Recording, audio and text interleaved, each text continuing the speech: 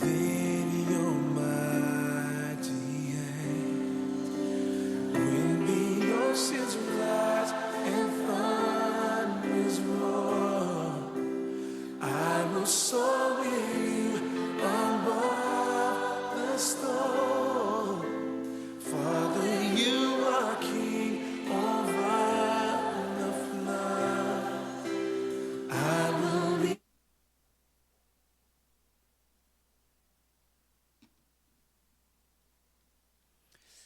오늘 예배 참석하신 여러분을 진심으로 환영합니다. 자리를 1m 이상 띄워서 앉아주시면 감사하겠습니다. 그래서 앞에 당신이 행복하면 좋겠습니다. 그 표가 있으면 그게 자리입니다. 그래서 지금 1m 간격으로 자리를 띄워놨거든요. 대충 지금 다 1m 띄워져 앉으셨네요. 네. 시대가 이러다 보니 물리적 거리는 1m 이상을 띄워야 되겠지만 마음의 거리는 굉장히 친밀하게 가까이 함으로써 우리가 성도의 교제를 나누고 또 함께 하나님을 예배하면 좋겠습니다. 성령 강림후 7번째 주일입니다. 우리 묵도드림으로 하나님께 예배하겠습니다. 오라 우리가 여호와의 산에 오르며 야곱의 하나님의 전에 이르자. 그가 그의 길을 우리에게 가르치실 것이라. 우리가 그 길로 행하리라 하리니 이는 율법이 시온에서부터 나올 것이요 여호와의 말씀이 예루살렘에서부터 나올 것임이니라. 하나님은 영이시니 예배하는 자가 영과 진리로 예배할지니라. 아멘.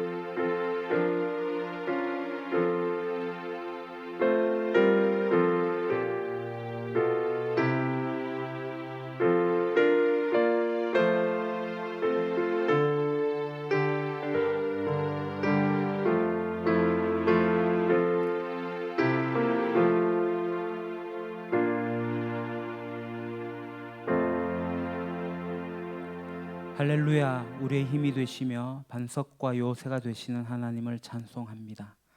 만세전부터 저희들을 택하여 주시고 그리스도의 보혈로 우리를 의롭게 하사 구원하여 주신 은혜에 감사를 드립니다. 오늘도 예배하는 저희들을 기억하사 자비로운 자에게는 주의 자비를 보이시며 완전한 자에게는 주님의 완전함을 보이시며 심령이 깨끗한 자에게는 주님의 깨끗하심을 보여주옵소서. 은혜를 사모하는 모든 성도들에게 참된 만족과 평안을 주옵소서. 모든 영광을 홀로 한 분이신 하나님께 돌리오며 예수님의 이름으로 기원하옵나이다. 아멘. 다 같이 일어나셔서 영광의 찬양 7장으로 찬양 드리겠습니다.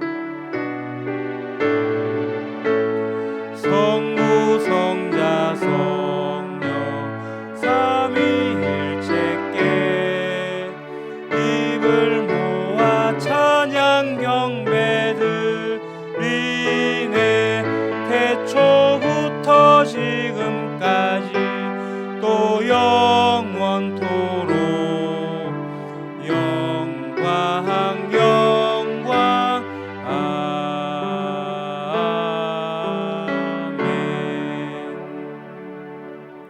겸손히 머리를 숙여 고백의 기도를 드리겠습니다.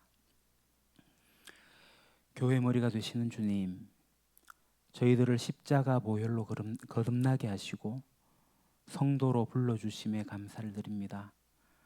저에게 좋은 교회를 허락해 주셨고 좋은 이끄미들을 만나게 하셨고 좋은 교우들과 더불어 한 소망을 품고 한 하나님을 섬기게 하셨습니다. 그러나 저희들이 이 소중한 교회를 때로는 바르게 섬기지 못했음을 고백합니다.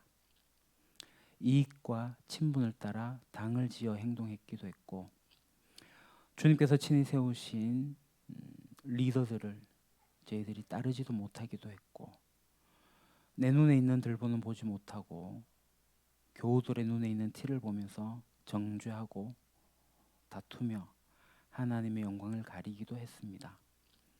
그러나 주님, 우리가 이제 하나님의 백성이고 예수 그리스도를 머리로 하는 하나된 몸이오니 그것을 알고 있는 저희들이 이제는 서로 사랑하고 서로 섬기며 서로를 돌보고자 다짐을 합니다.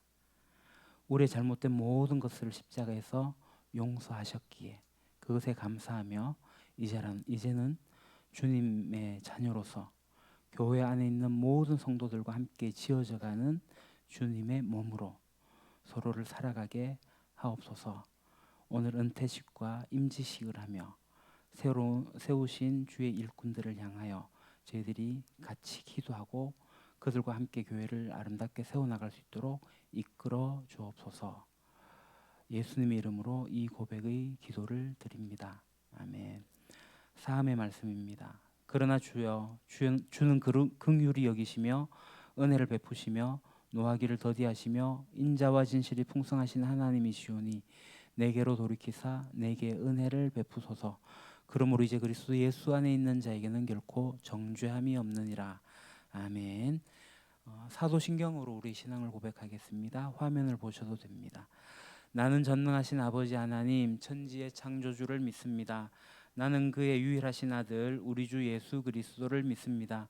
그는 성령으로 잉태되어 동정녀 마리아에게서 나시고 본디오 빌라도에게 고난을 받아 십자가에 못 박혀 죽으시고 장사된 지 사흘 만에 죽은 자 가운데서 다시 살아나셨으며 하늘에 오르시어 전능하신 아버지 하나님 우편에 앉아 계시다가 거기로부터 살아있는 자와 죽은 자를 심판하러 오십니다.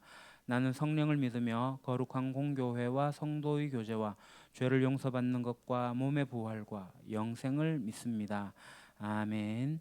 성시교독 교독문 107번 임직식 1번입니다. 찬송가 뒤편에 있는 교독문 107번 임직식 1번. 찬송가가 없으신 분들은 앞에 화면을 보셔도 되겠습니다. 교독하도록 하겠습니다. 이에 제자들에게 이르시되 추수할 것은 많되 일꾼이 적으니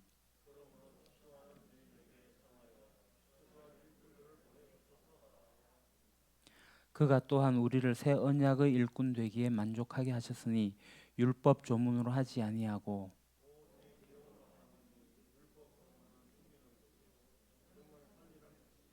나를 능하게 하신 그리스도 예수 우리 주께 내가 감사함은 나를 충성되이 여겨 내게 직분을 맡기심이니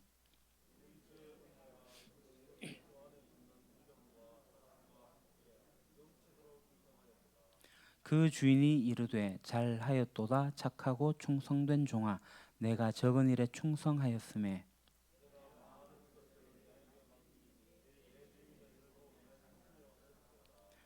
그리고 맡은 자들에게 구할 것은 충성이니라. 아멘. 찬양 187장으로 찬양하면서 봉헌하도록 하겠습니다.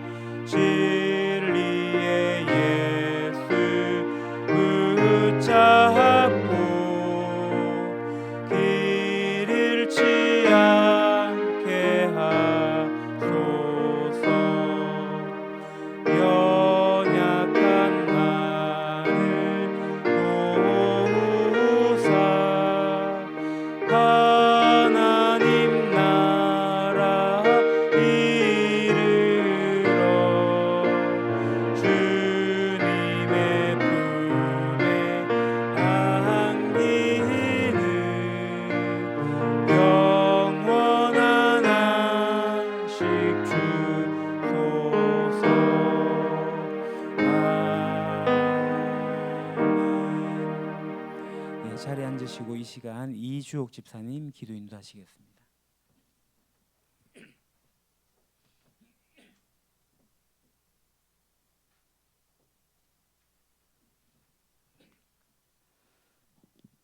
다 함께 기도드리겠습니다. 은혜와 사랑이 풍성하신 아버지께 감사드립니다. 한 주일 동안도 주님 안에서 인도하여 주시고 주님 전에 불러주신 거 아버지께 감사드립니다. 한 주일 동안도 말씀대로 살지 못하고 육체의 욕망대로 살아갈 때가 많았습니다. 주님 저희를 받아주시고 주님의 보혈로 깨끗하게 하여 주시옵소서.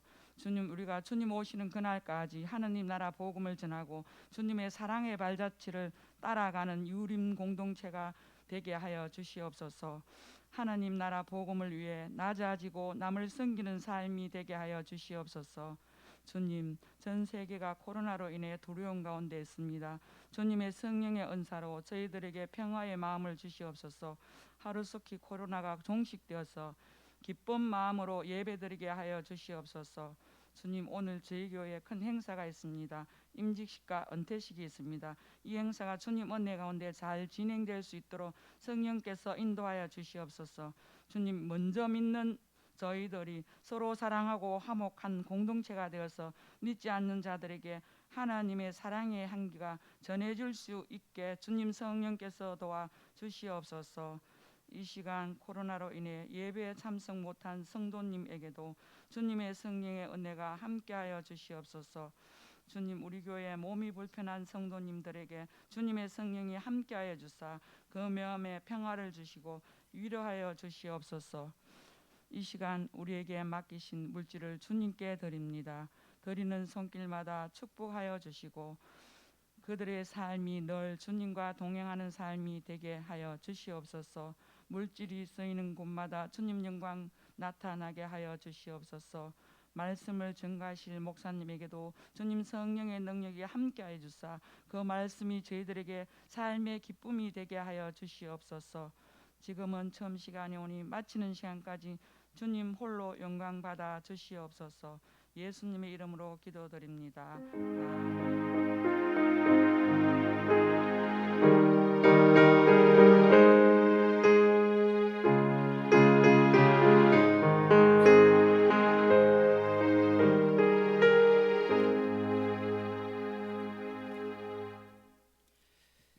오늘 우리에게 주신 하나님 말씀 디모데전서 1장 12절에서 16절까지입니다. 제가 가진 성경책은 신약 336쪽입니다. 디모데전서 1장 12절에서 16절까지의 말씀, 성경책이 없으신 분은 화면을 보셔도 되겠습니다. 우리 다 같이 한 목소리로 봉독하겠습니다. 나를 능하게 하신 그리스도 예수 우리 주께 내가 감사함은 나를 충성되이 여겨 내게 직분을 맡기심이니 내가 전에는 비방자요 박해자요 폭행자였으나 도리어 긍휼을 입은 것은 내가 믿지 아니할 때에 알지 못하고 행하였음이라. 우리 주의 은혜가 그리스도 예수 안에 있는 믿음과 사랑과 함께 넘치도록 풍성하였도다. 믿보다 모든 사람이 받을 만한 이 말이여 그리스도 예수께서 죄인을 구원하시려고 세상에 임하셨다 하였도다. 죄인 중에 내가 괴순이라. 그러나 내가 긍휼을 입은 까닭은 예수 그리스도께서 내게 먼저 일체 오래 참으심을 보이사 후에 주를 믿어 영생 얻는 자들에게 본이 되게 하려 하심이라. 아멘. 화면 넘겨주시죠. 작년에 100세가 되신 김형석 교수님의 강연을 본 적이 있습니다. 그 주제가 나는 어떻게 살아야 하는가입니다. 나는 어떻게 살 것인가, 그 앞에 제기되어야 하는 그러한 질문이 있는데 그것은 바로 나는 누구인가입니다. 다음 페이지. 내가 누구인지 알아야지 내 삶의 의미가 무엇인지 알 수 있고 그래야지 내가 어떻게 살아가야 하는지를 찾을 수가 있습니다. 그래서 이 질문에 대해 가지고 잘 이해하고 잘 정리할수록 빨리 할수록 그 사람의 인생에 유익하겠죠. 이것은 나이가 들고 난 다음에 인생을 다 살고 난 다음에 혼돈과 어그러짐이 지속적으로 반복되고 난 다음에 인생의 끝에서 던질 질문은 아닙니다. 오늘 우리 교회는 은퇴식과 임직식을 하게 됩니다. 오후에 노회 어른들이 오셔가지고 좋은 말씀을 전해주실 겁니다. 그래서 제가 오늘 이 오전 시간에 은퇴하시는 권사님들과 임직하는 집사님들과 함께하는 우리 성도님들 그리고 가족 친지 여러분들과 함께 꼭 생각해야 될 말씀이 있어서 오늘 말씀을 좀 전하려고 합니다. 그것은 내가 누구인지 내 삶의 의미가 무엇인지 다시 한번 점검해보자라는 겁니다. 여러분들은 내가 누군지 내 삶의 의미가 뭔지 찾으셨습니까? 세상 사람들은 답이 없다라고 이야기를 합니다. 어떤 사람은 내가 나를 모른다. 그러다 보니까 나는 내 느낌대로 살겠다라고 이야기합니다. 페이지 넘겨주시고요. 그 느낌만큼 확실한 게 없다라고 생각하는 거예요. 그래서 느낌에 따라서 자기 자신을 이해하고 자기 인생을 그렇게 살아갑니다. 그러나 우린 잘 압니다. 우리의 느낌이 확실하지 않다는 것을요. 이 느낌이라는 것은 잘 변합니다.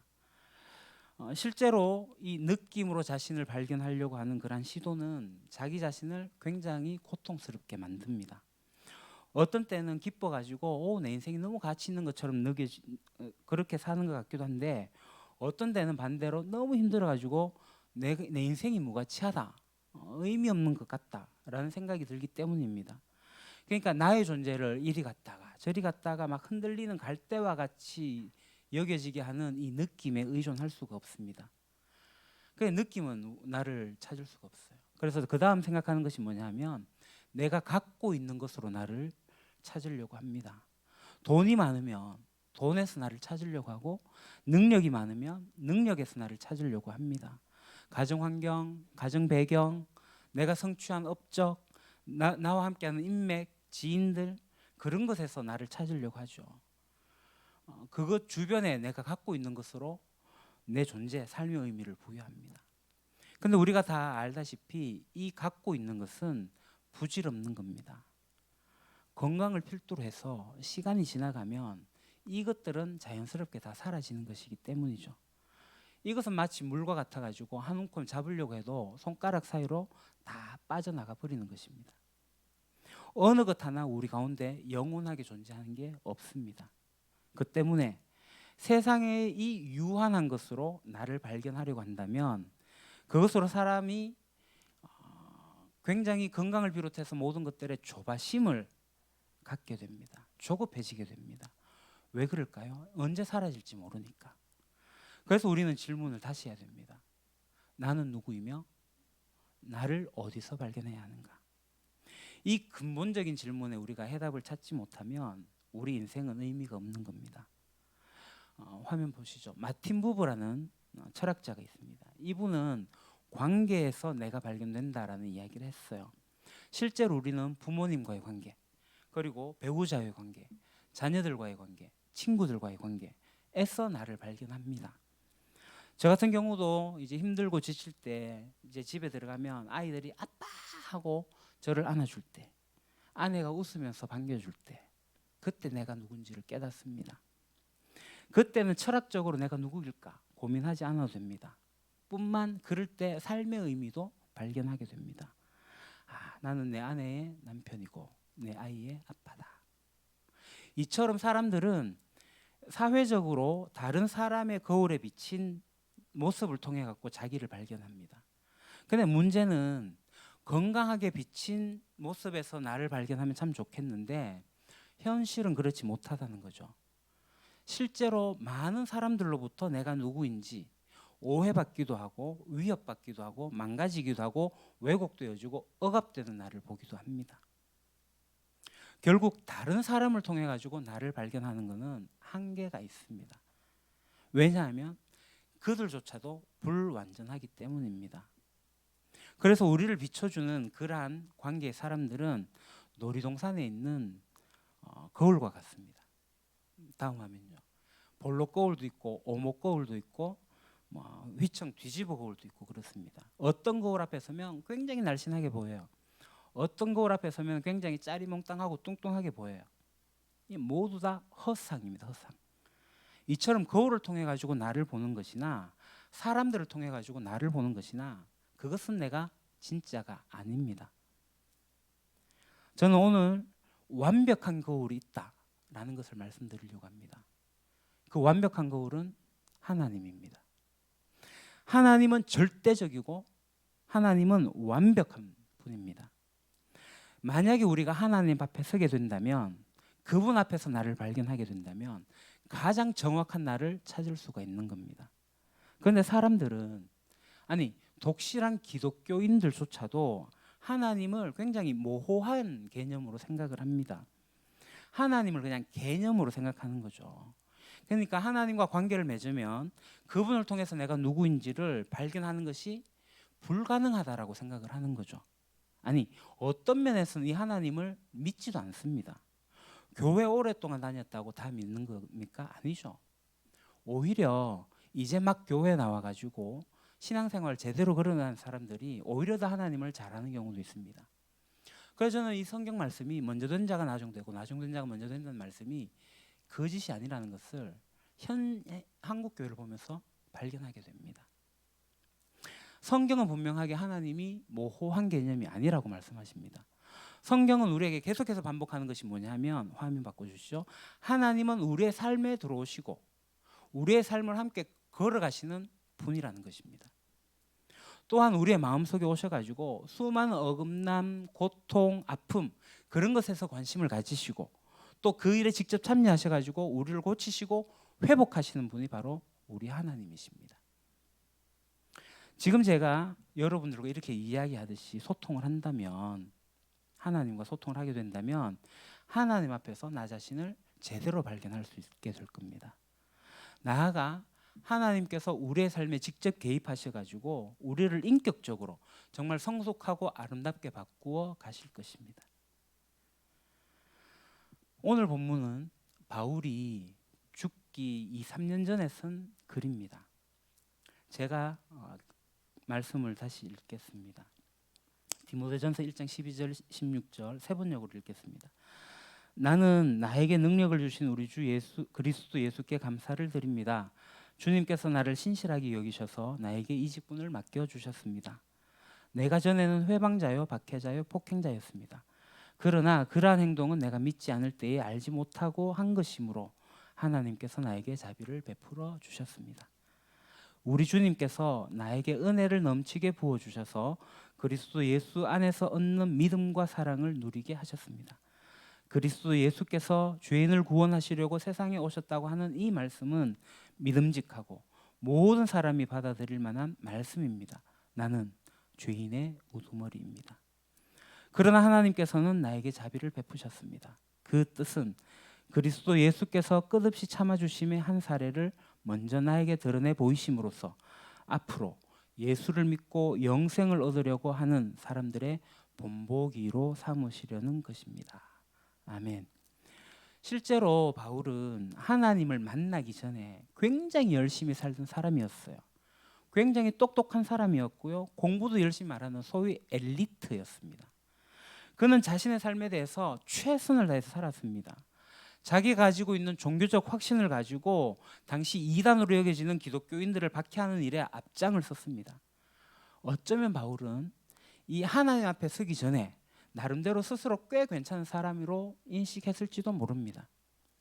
그런데 이런 사람이 하나님 앞에 서고 나서 자신의 삶을 어떻게 고백합니까? 회방자요, 박해자요, 폭행자요, 죄인의 우두머리였다고 고백을 합니다.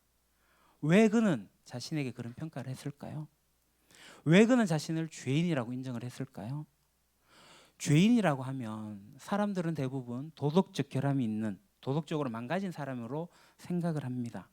그러나 성경이 말하는 죄인은 뭐죠? 하나님과 관계가 끊어진 사람을 말합니다. 사실 교회 오랫동안 다녔다 할지라도 자기가 기독교인이라고 하면서도 이 죄의 의미를 제대로 이해하지 못한 사람이 너무나도 많아요. 사회적 도덕적 규범을 어기는 것이 죄다라고 단순히 그렇게 생각하는 사람이 많다는 겁니다. 우리가 도덕적으로 망가졌다고 하는 것은 하나님과의 관계가 깨어진 데서 나오는 결과입니다. 그러니까 죄인은 근본적으로 하나님과의 관계가 깨어진 사람입니다. 하나님 앞에 서지 못하니까, 관계가 깨어져 있으니까 이 세상 속에서 이 사람 저 사람과 깨어진 곳에서 왜곡된 자기를 계속 발견하는 거죠. 다른 사람과 비교하면서 열등의식을 가지기도 하고 우월의식도 가지기도 하면서 그렇게 살아갑니다. 이 죄인들의 특징입니다. 하나님의 절대적인 사랑을 못 받았으니. 앞서 말씀드렸듯이 바울은 정말 꽤 괜찮은 사람이었습니다. 엘리트였고 사회 지도자였습니다. 참 열심히 산 대표적인 인물이 바로 바울입니다. 그러나 그는 여전히 하나님 앞에 서지 않았기 때문에 자기 자신을 죄인이라고 생각하지도 못했을 뿐만 아니라 그가 했던 박해, 회방, 폭행 이런 것들을 다 합리화하였습니다. 바울은 하나님을 만났어요. 그러면서 그 안에서 자기를 발견하기 시작했습니다. 어떤 면에서는 자신을 향해서 비난하기도 했고 좌절하기도 하고 열등의식에 빠졌을지도 모릅니다. 그런데 우리 이 바울의 고백을 통해 가지고 새로운 사실을 알 수 있는데요. 그게 13절입니다. 내가 전에는 회방자요, 박해자요, 폭행자였습니다. 그러나 그러한 행동은 내가 믿지 않을 때에 알지 못하고 한 것이므로 하나님께서 나에게 자비를 베풀어 주셨습니다. 무슨 말이에요? 바울이 하나님을 알기 전에 죄인인지조차도 인지하지 못하고 있을 때 했던 행동이기 때문에 하나님께서 자비를 베풀어 주셨다. 그래서 하나님 앞에 서게 되었다는 거예요. 우리는 하나님 앞에 서게 되면 모두 그 전에 자신의 잘못을 후회하게 됩니다. 그는 하나님께서 우리를 향해 가지고 뭐라고 하시냐면 그동안에 네가 나를 몰랐기 때문에 그럴 수밖에 없었어. 내가 이해해. 라고 하시는 분이 우리 하나님이십니다. 그래서 하나님께서 바울은 자신에게 나타나셨다라고 16절에서 밝히죠. 하나님 앞에서 자기 자신을 발견했다는 것입니다. 이것이 너무나도 귀해서 바울이 15절에 이렇게 이야기를 합니다. 그리스도 예수께서 죄인을 구원하시려고 세상에 오셨다고 하는 이 말씀은 믿음직하고 모든 사람들이 받아들일 만한 말씀입니다. 그러니까 바울은 지금 자기 자신을 하나님 앞에 서게 되었는데 그것을 한마디로 요약을 해요. 예수 그리스도가 이 땅에 오셔가지고 죽으시고 부활하신 그 이유가 뭐냐면 우리로 하여금 하나님 앞으로 이끌기 위한 것이었다라는 겁니다.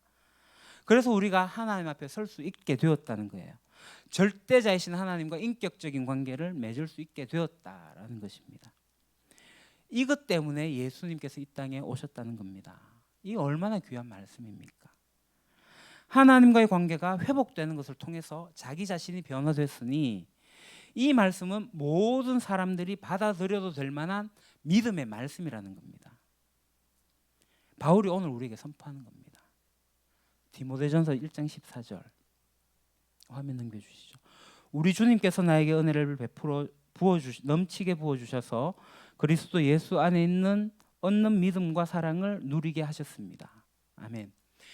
바울은 예수 그리스도를 통해 가지고 하나님을 만나게 되었고 그로 인해 가지고 예수 그리스도 안에서 얻은 믿음과 사랑을 이제 온전하게 누리게 하셨다. 누리게 되었다. 이렇게 말합니다. 12절을 보면요. 하나님께서 바울을 신실하게 여기셔가지고 어떻게 하셨다고요? 이제 직분까지 주셨다. 바울은 하나님 앞에서 자신을 발견했을 뿐만 아니라 그 안에서 믿음과 사랑을 누리면서 더 나아가서 직분으로서 사명을 가지게 되었다라는 것입니다. 바울은 하나님을 통해 가지고 자기 자신과 자기 자신의 삶에 대해서 깊은 깨달음을 얻게 되었습니다. 자기 자신이 누구인지 몰랐을 때, 그러니까 하나님 앞에 서지 못했을 때는 사회적으로나 자기 확신적으로나 전혀 문제 없이 살아갔던 사람이에요. 그러나 실제로는 죄인이었습니다. 바울의 고백은 죄인 중에서도 우두머리였다고 합니다. 그전에는 하나님 없는 인생을 살았기 때문에 죄인이라는 인식조차도 없었던 거예요. 그러나 하나님께서 보여주신 그 사랑을 받아들임으로써 바울은 새 사람이 되었습니다. 그리고 또 사명을 받게 되었어요. 이제 바울이 이때의 나이가 60세쯤 됩니다. 죽음을 앞둔 그 시점에 우리에게 이 말씀을 하고 있는 거예요. 자신의 인생을 돌아보면서 말이죠. 1장 16절. 그러나 하나님께서는 나에게 자비를 베푸셨습니다. 그 뜻은 그리스도 예수께서 끝없이 참아주심의 한 사례를 먼저 나에게 드러내 보이심으로써 앞으로 예수를 믿고 영생을 얻으려고 하는 사람들의 본보기로 삼으시려는 것입니다. 종교적으로 이야기하면 예수님을 통해서 영생을 얻은 것입니다. 우리식으로 이야기를 하면 바울은 하나님 앞에서 자기 자신을 발견하고 하나님과의 관계성 속에서 살아가려는 그러한 사람들에게 본이 되었다, 본보기가 되었다라고 이야기하는 겁니다. 바울은 자신의 삶의 그 의미를 발견한 이후에 말로 표현할 수 없는 기쁨을 누렸다라고 합니다. 물론 예수님을 만난 이후에도 굉장히 삶은 어려웠습니다. 우리가 잘 알지 않습니까? 굉장히 힘든 삶을 살았어요. 매를 맞고 고통을 당하고. 그렇지만 모든 영역에서 기쁨을 누릴 수 있었던 것을 깨달았던 거죠. 그래서 그리스도 예수 안에서 모든 것을 할 수 있는 바울이 되었습니다. 그러니까 감옥에 가서도 기뻐하라. 주 안에서 기뻐하라. 일체의 비밀을 알게 된 바울이었습니다. 저는 모든 기독교인들이 그저 일주일에 한 번 주일에 교회에 나오고 성경책이나 들고 왔다 갔다 하는 그런 것에 만족하지 않습니다. 요즘 뭐 성경책도 들고 다니지 않죠. 단순히 저는 종교적으로 기독교인이 되는 거 중요하지 않다고 생각합니다. 하나님 앞에서 진짜 중요하게 나를 발견하는 거, 나의 삶을 발견하는 거, 그게 매우 중요합니다. 그러면 바울은 그러한 것을 발견했어요. 우리는 어떻게 이 영적 여행을 할 수 있을까요? 네, 페이지 바꿔주시고요. 어떤 사람들은 이 기독교를 그냥 하나님을 믿는 그것에 대해서 굉장히 단순히 종교적인 어떤 행위를 하는 것에 익숙해지는 것으로 생각을 합니다. 그래서 교회에 출석하고 예배 참석하고 봉사도 하고 헌금도 하는 종교적 행위를 하죠. 그러면서 교회 생활에 익숙해지는 게 신앙생활 하는 것으로 착각을 해요. 그런데 성경이 이야기하는 정말 기독교의 본질이 뭐죠? 하나님 앞에서 내가 누군지를 발견하는 거예요. 우리 인생은 하나님과의 관계 속에서 깨어진 것들을 회복해 나가는 것입니다. 하나님의 도우심으로서 진짜 나를 찾아가는 영적 여행이 기독교의 본질입니다. 이 여행의 시작이 있어요. 그건 하나님을 통해서 나를 발견하는 거예요. 하나님 없을 때 여러분 한번 생각해 보십시오. 나의 인생이 어떠했는지. 여기서 말하는 하나님은 모호한 하나님이 아니라 나와 인격적으로 만나는 하나님을 의미합니다. 실제로 교회 오랫동안 다녀서 그래서 직분도 받았지만 제가 이 하나님 나라의 말씀을 전하게 됐을 때 나 다시 세례받아야 되겠다라고 하는 분도 계셨어요.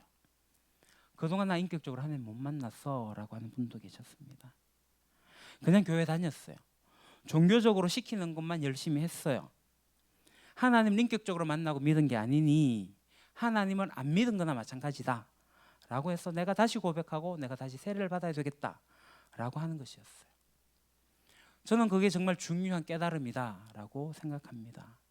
진짜 하나님을 인격적으로 만나야 되는 거죠. 진짜 하나님을 만나서 믿는 거, 그게 믿음입니다.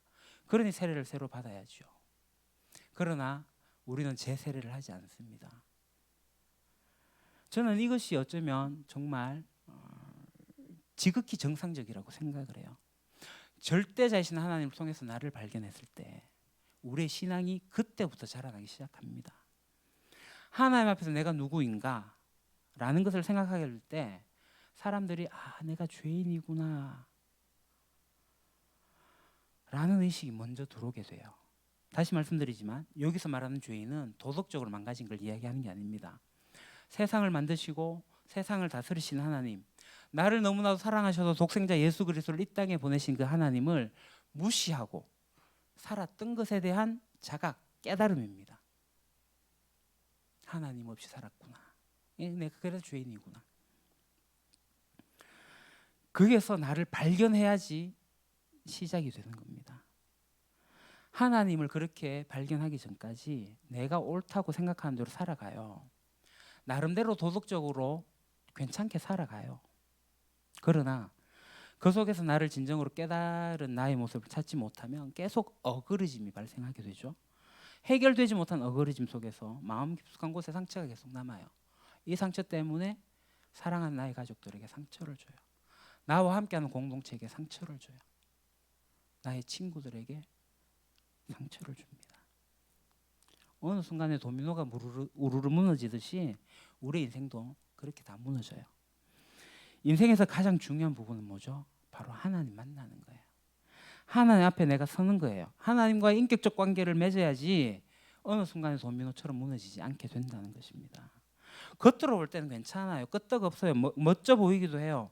사실은 내면이 부서지는 사람이 얼마나 많다고요. 많은 기독교인 부부들 중에서 부부싸움 와가지고 겉으로는 평안한 척하고 와가 앉은 사람이 얼마나 많다고요. 교회 내에서. 우리 교회는 그렇지 않을지니. 종교 행위로 그렇게 하고 있다고요. 하나님 못 만났어.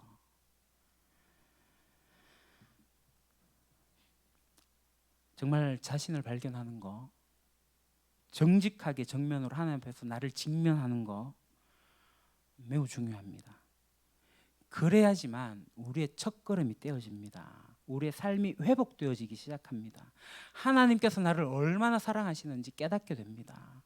과거에 내가 몰라서 저질렀던 그 모든 행동들을 알게 되고 나아가서 하나님께서 과거에 나를 변화시키는 것뿐만 아니라 나를 지금도 변화시켜 나가고 과거에 나의 잘못된 것을 비판하는 것이 아니라 그것을 이해하고 용납하시는 분이라는 것을 알게 됩니다. 내가 걸어왔던 그 걸음마다 하나님께서 함께 눈물을 흘리셨다는 것, 하나님께서 고통을 같이 당하셨다는 것, 그 하나님이 나와 함께 하시는구나 알게 된다는 겁니다. 그러다 보니 하나님을 점점 사랑하게 됩니다. 그러면서 정말 그 하나님 앞에서 내가 누군지 발견하게 되는 거예요. 나를 어디서 발견한다고요? 하나님 앞에서. 이것은 매우 엄청난 기쁨입니다. 내가 원래 있었던 그 자리로 내가 돌아오는 과정입니다. 하나님의 잃어버린 형상을 회복해 나가는 과정입니다. 우리의 내면 세계가 더 이상 싸움으로 얼룩지는 것이 아니라 평화가 있는 곳으로 변하기 시작합니다. 그로 인해 가지고 진정으로 기쁨을 회복하게 됩니다. 하나님께서 나를 만드셨을 때 얼마나 귀하고 아름답게 그리고 의미 있게 만드셨는지를 한번 생각해 보십시오. 그거를 발견해 보십시오. 그러면 나의 가치를 진정으로 깨닫게 될 겁니다. 나는 은혜를 입은 사람이요. 하나님의 사랑을 입고 있는 사람이다 라는 그 생각이 들기 시작하면 내가 진정으로 나를 이해해 주신 하나님을 만났다는 증거입니다. 나를 사랑하십니까? 하나님을 만나면 나를 사랑하게 돼요. 여러분은 그리스도인이 가지고 있는 특권 중에 가장 큰 특권이 뭐라고 생각하십니까? 세상 사람들은 그 누구도 나를 이해하지 못합니다. 나를 이해하려고 하지도 않습니다. 하지만 우리에게는 나를 이해하게 해주는 분이 계십니다. 그것만으로도 우리는 엄청난 기쁨을 누릴 수가 있습니다. 기독교인이 된다는 거, 그냥 매주일 교회 나가고 헌금하는 거, 일정 시간이 지나갖고 세례를 받는 거 그거 아닙니다. 삶의 여정을 하나님 앞에서 새롭게 시작하는 겁니다. 그런데 대부분의 사람들이 이 기독교인의 놀라운 인생길을 시작하자마자 동시에 끝냅니다. 하나님 앞에 서가지고 자기 자신이 죄인됨과 그것을 뛰어넘는 하나님의 사랑을 깨달아서 하나님과의 관계를 만들어 가야 되는데, 그래서 나를 회복시켜 나가야 되는데 그걸 하지 않는 거예요. 여러분 회복하기를 시작하셨다면 성장하십시오. 삶 가운데 나의 의미가, 내 삶의 의미가 성장하면서 변화되어져 갑니다. 하나님 앞에서 나를 발견하고 나를 회복하고 성장하는 이 여행, 그 목적지가 어디죠? 내가 빼앗겼던 기쁨을 회복하는 겁니다. 나를 발견하는 그 기쁨을 회복하는 것. 여러분 신앙생활 잠시 생각해 보십시오. 대부분 사람들은 이 신앙생활을 그냥 벽돌 쌓는 정도로 생각해요. 야, 오늘 한 5단 정도 쌓았으니까 좀 쉬자. 그리고 몇 주 후에 심심한데 한 몇 단 더 올리자. 뭐 이렇게 해요. 이건 아닙니다. 신앙생활은 관계입니다. 누구와의 관계? 하나님과의 관계입니다. 이 하나님 관계를 맺는 것이 신앙생활이에요. 여러분 2, 3년 전에 내가 하나님으로부터 놀라운 은혜를 체험했다 하더라도 지금 그분과의 관계가 없다면 그 2, 3년의 체험은 별 의미가 없습니다. 5년 전, 10년 전에 내가 경험한 것을 가지고 지금까지 살아가면 지금 하나님과 관계하지 않으면 의미 없습니다. 사람들이 이 사실을 잘 몰라요.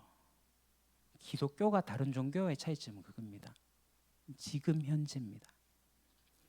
자신의 과거의 내공을 쌓은 거 그거 가지고 살아가는 거 아니에요. 매일매일 하나님과의 관계 속에서 살아가는 것이 기독교인입니다. 그러한 살아있는 관계가 삶에서 지속되어질 때 이게 신앙생활을 하는 거죠. 다시 말씀드리지만 하나님은 모호한 개념이 아닙니다. 나와 매일 소통하기를 원하시는 분입니다. 그분은 나와 교제하기를 기뻐하십니다. 내가 그분을 알고 그분이 나를 알고 내가 그 안에 그가 나 안에 있게 될 때 이 기쁨이 넘쳐납니다. 그러니 여러분 성경을 읽으십시오. 신앙서적도 읽으십시오. 그러면서 그분을 배우고 그분에 대해서 알아가십시오. 매일매일 그분과 소통하면서 살아가십시오.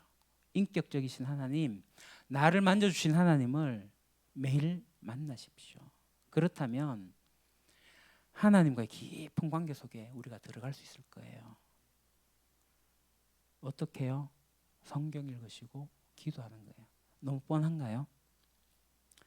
지금까지 열심히 성경을 읽고 기도했어도 하나님과의 인격적으로 만난 것 같지 않다라고 한다면 성경을 읽는 것과 기도하는 것에 우리의 태도에 문제가 있는 겁니다. 성경은 아시다시피 하나님의 자서전입니다. 하나님에 대해서 알 수 있는 최고의 정보가 성경에 들어 있습니다. 성경을 읽으면서 그냥 읽는 게 아니라 하나님이 이런 분이시구나 라고 생각하면서 성경을 읽으셔야 됩니다. 하나님이 어떤 분이시에 대해서 매일매일 알아가십시오. 그러면 그 하나님에 대한 데이터가 쌓이기 시작해요. 이 객관적인 지식이 쌓이기 시작합니다. 그럼 이 객관적인 데이터가 나의 주관적인 것이 되려면 어떻게 해야 되죠? 기도해야 되는 거죠. 성경을 통해서 얻은 이 하나님에 대한 객관적인 지식을 기도를 통해 가지고 더 깊이 알아가는 겁니다. 하나님께서 나를 이렇게 만드셨구나. 베드로와 바울을 이렇게 대하셨던 하나님께서 오늘 나를 이 상황 속에서 이렇게 만들어가고 계시는구나. 그것을 깨닫게 되는 겁니다. 우리가 이사야서를 지금 읽고 있는데 그 시대적 상황 속에서 이사야가 어떠한 일을 하고 있는지, 하나님 그 시대를 향하여 어떠한 마음을 내품고 있는지 그걸 아셔야지 오늘 이 시대를 바라보면서 하나님의 마음을 알아갈 수가 있죠. 그래야지 이사야 같은 정체성이 우리에게 들어올 수가 있겠죠. 이러한 깨달음을 고백하는 거, 하나님과의 교제고 하나님과의 관계의 기쁨입니다. 그래서 하나님과의 이 교제의 기쁨을 시작하고 계속해서 지속적으로 하게 된다면 이 기쁨은 점점 깊어질 겁니다. 그리고 어느 날 정말 하나님이 나와 함께 동행하시는 것을 깨닫게 될 겁니다. 이것이 하나님의 임재, 임마누엘입니다. 나와 함께 하신다. 그럼 이제 더 이상 무서울 거 없죠. 외적인 어떤 조건에 흔들리지도 않습니다. 사자가 우는 사자처럼 이렇게 덤벼들어도 전혀 상관하지 않아요. 하나님을 알고 하나님을 경험하고 있는 일을 배워 가셔야 됩니다. 그래서 기독교가 얼마나 멋진 종교인지 여러분 아십니까? 우리가 가진 가장 얄팍한 것으로 기독교를 이렇게 폄하하시면 안 됩니다. 하나님은 우리 자기 자신을 찾을 수 있도록 우리를 이끌어내시는 분이십니다. 하나님의 그 시각, 하나님의 그 마음으로 나 자신을 발견하는 거, 우리 인간이 누릴 수 있는 최고의 기쁨입니다. 그래서 하나님을 통해서 세상을 바라보는 눈이 하나님의 마음으로 이 세상을 바라보게 되고, 그리고 나 자신도 바라보고 이 세상을 바라보게 되는 것. 내 주변에 일어나는 모든 것들을 나의 관점이 아닌 하나님의 관점으로 바라보기 시작하는 것. 그렇게 자라나게 될 겁니다. 비로소 빼앗겼던 기쁨을 회복하게 됩니다. 나아가서 세상의 모든 것들로부터 자유롭게 안전하게 되어서 저는 고통과 수고와 수많은 어긋남이 우리를 가두지 못할 것입니다. 하나님은 우리에게 삶의 모든 영역에서 기쁨을 주실 수 있는 분이십니다. 우리의 여건과 환경이 아무리 열악하더라도 그 가운데서 우리와 함께 하시고 신비한 기쁨을 주시는 분이 우리 하나님입니다. 하나님을 만나셔야 됩니다. 가장 기본적인 이야기를 했습니다. 은퇴하는 권사님들, 주님이 부르시는 그날까지 하나님의 나라가 임하기까지 하나님과 지속적인 관계를 가지십시오. 새로 임직하시는 우리 장로님, 집사님, 권사님들, 첫 출발을 점검하십시오. 변화되어가는 과정을 찾아가십시오. 나의 관점이 아닌 하나님 앞에 서서 교회 일을 처리해 나가십시오. 이 교회는 주님의 것입니다. 예수 그리스도가 머리십니다. 여러분들이 어느 날 머리가 되어가지고 행동하게 될 때 이 교회는 깨집니다. 그러니 지속적으로 하나님 앞에서 매일 쓰시고 교회 일을 하셔야 됩니다. 저 또한 그래야 할 것입니다. 이 교회는 제 교회가 아닙니다. 주님의 교회고 하나님의 교회입니다. 마찬가지 우리 성도님들 그리고 함께한 우리 가족 여러분들 반드시 기억하십시오. 하나님 앞에서 매일 쓰시고 하나님과의 관계를 가지시고 그래서 나를 발견하십시오. 나를 회복해 나가십시오. 하나님께서 나를 얼마나 사랑하시는지 나를 통해서 어떤 일을 하실 것인지 관심을 가지고 기도하시면서 그 길을 가십시오. 기도하겠습니다. 하나님 앞에서 나를 발견하기를 원합니다. 어떻게 살아가야 할지 그 의미도 발견하기를 원합니다. 그리하여 하나님 안에서 완전한 기쁨을 누리는 저희들이 되게 하옵소서. 예수님 이름으로 기도합니다. 아멘. 이 시간 우리 삶의 작은 일에도 같이 찬양드리겠습니다.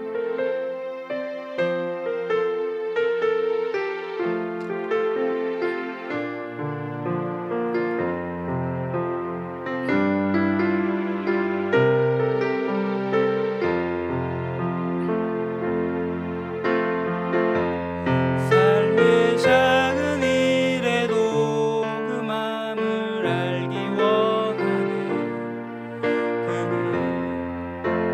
좋은 길로 가기 원해. 나의 작음을 알고 그분의 크심을 알며 소망 그 깊은 길로 가기 원하네.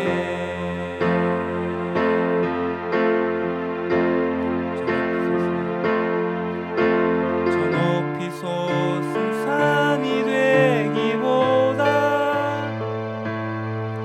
여기 오름직한 동산이 되기. 내 가는 길만 비추기보다는 누군가의 길을 비춰준다면 내가 노래하듯이 또 내가 얘기하듯이 살기에 난 그렇게 죽기 원하네. 삶의 한 절이라도 그분을 닮기 원하네. 사랑 그 높은 길로 가기 원하네. 그 좁은 길로 가기 원하네. 그 깊은 길로 가길 원하네. 예, 교회 소식 전하겠습니다. 예, 이달의 말씀은 에베소서 2장 22절입니다. 좀 외워지십니까? 같이 읽도록 하겠습니다. 너희도 성령 안에서 하나님이 거하실 처소가 되기 위하여 그리스도 예수 안에서 함께 지어져 가느니라. 아멘. 예, 이 예배가 마치고 난 뒤에 여기 계신 모든 분들이 다 앞으로 나오셔가지고 사진을 찍도록 하겠습니다. 도망가지 마시고요. 다 사진에 참여해 주시고 밑에 어린이들도 같이 올라오도록 해주시면 좋겠습니다. 그리고 이 사진 촬영이 끝나면 바로 내려가지고 우리 교회 이제 교회당에 이제 예배당이라 적혀 있잖아요. 그러니까 우리 이름은 유림교회입니다. 이곳은 예배당이고, 그래서 우리의 이름 명패, 현판을 이제 걸 겁니다. 유림교회 현판을 거는데 같이 거기서 그냥 박수 한번 쳐주시면 되고요. 그렇게 박수 쳐주시고 어디 가시느냐 하면 가야밀면 현아분식 정도로 해서 여러분들이 가셔서 먹고 싶은 거 주문하셔가지고 유림교회 이름으로 달아놓고 식사하시면 됩니다. 그렇게 식사하시고 자유롭게 좀 지내시다가 임직자, 은퇴자가 1시 오시면 1시에서 은퇴자 사진을 먼저 찍고요. 그 은퇴자 각각 찍고 저하고 찍고 은퇴자 4분 같이 찍고 그렇게 하고 1시 한 20분쯤 되면 이제 임직자들 하고 이제 찍고 단체 사진 찍고 뭐 그렇게 진행을 하겠습니다. 그거 다 찍고 난 다음에 가족 촬영을 이제 그때 하시면 되겠고요. 그리고 오후에 또 가족들이 오시기 때문에 가족 촬영은 모든 예식이 끝난 이후에 사진을 촬영하시면 되겠습니다. 식사는 네, 아시죠? 안내 받으셔가지고 같이 우우 가셔서 같이 드셔도 됩니다. 자리가 비좁으면 보면 조금 더 걸어가셔서 가득이라는 곳에 가셔도 되겠습니다. 그리고 사진이 촬영이 끝나면 1시에 이곳에서 박진택 집사님이 주재하여서 스텝 회의를 하게 됩니다. 어르신들은 좀 쉬면 되고요. 여기 이제 우리 팀들이 모여가지고 이제 오늘 일정에 대해서 논의를 좀 하겠습니다. 그렇게 오늘 오후 행사를 잘 진행할 수 있도록 도와주시면 감사하겠습니다. 그리고 우리가 책 읽기를 합니다. 리더가 되는 리더.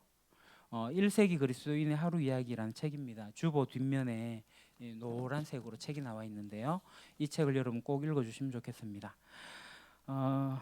시냇가의 보들숲 유림가족 이야기. 오늘 김말순 권사님의 생신이십니다.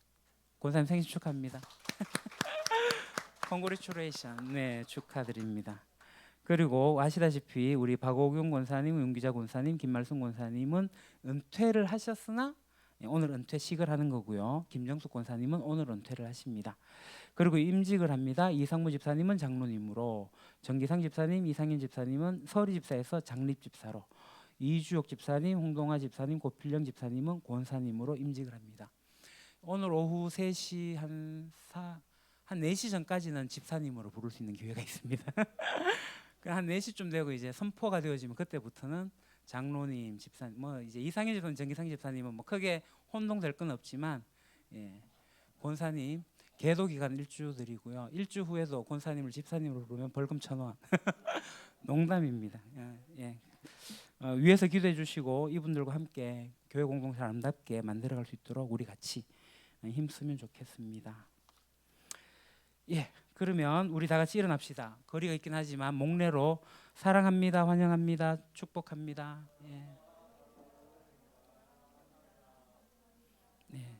우리는 주의 거룩한 교회입니다. 같이 찬양드릴게요.